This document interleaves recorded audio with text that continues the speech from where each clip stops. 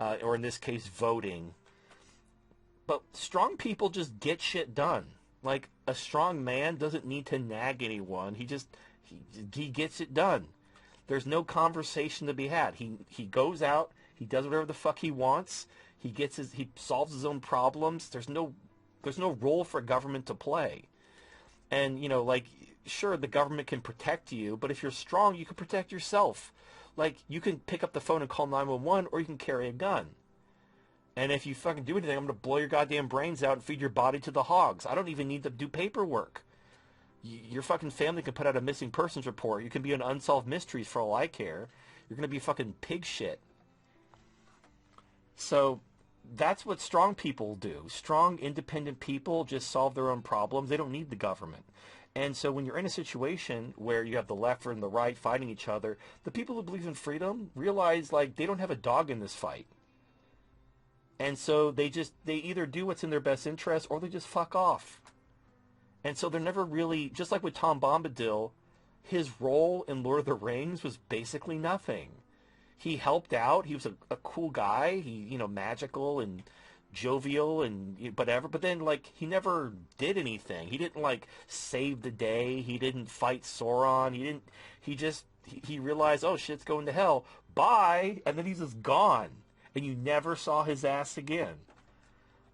Those are the people who believe in freedom. I know, like, if you're on the right, you're like, what the fuck, guys? We need your help. We need you to join us. We need your strength in this army. But you don't have anything to offer Scott that we donated need. $10. If you ask tradcucks why they oppose trannies, they can't give you a consistent answer. They will say that trannies aren't what they claim to be, but neither are most of the people you talk to on the internet. Why don't traducks oppose internet anonymity for the same reason they oppose trannies?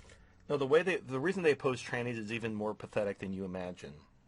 So, they oppose trannies because they're giant simps. And they're trying to get feminists to join them. They're trying to, like, appeal to the radical feminists. And what's dumb is, I've actually pointed this out. If you are a feminist, you've got to pick a lane. We're either going to live in the real world, or we're going to live in the land of make-believe. If you're a feminist, then you fundamentally believe men and women are equal.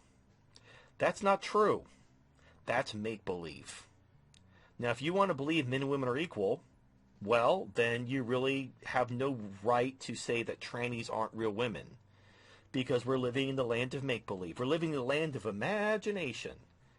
Now, if you want to live in the real world, and you want to tell trans women that they're not real women, they're just a dude who got his genitals mutilated, and you're fooling absolutely no one, and all the estrogen you could take isn't going to do anything, you're just basically making life harder for women on menopause because they can't get the estrogen supplements they need. Anyway, you got to pick whether we're going to live in reality or make-believe.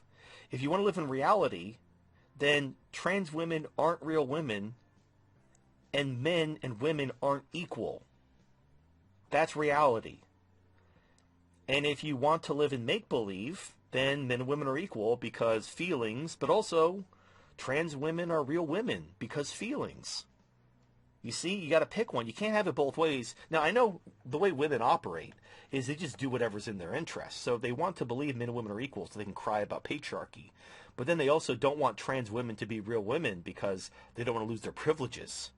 They just do whatever's in their interest. And then they cry out for white knights to defend their honor. And these giant simps are like, oh, milady, you called? Shall I slay this dragon for you, my lady? Will you touch my penis when I am finished?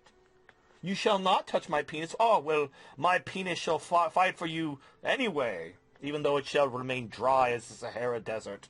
I shall slay this dragon in your name. That's the right. They're giant simps. They have no dignity. They're happy to be of service.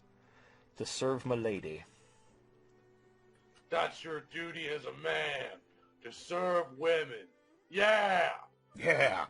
So, I woke Aaron up this morning and thought about how I could help a woman in need. Well, Aaron Clary did a round table, which I was not invited to, and I'm very offended. You know how to contact me, Aaron. You could have called. You could have emailed me. Anyway, he did a round table about what do men owe society. And the thing is nobody owes anybody anything. Like, what do animals owe each other? What do plants owe each other? What does anything in nature owe anything else? Nothing. The only place there's any kind of debt is when there's an agreement and there's an exchange. And this kind of goes back to why don't the strong people who value freedom fight on the right to fight against the left? And the answer is they get nothing out of it. If the right wins, then the right will subjugate the strong who believe in freedom in order to benefit the traditions and stability of the right.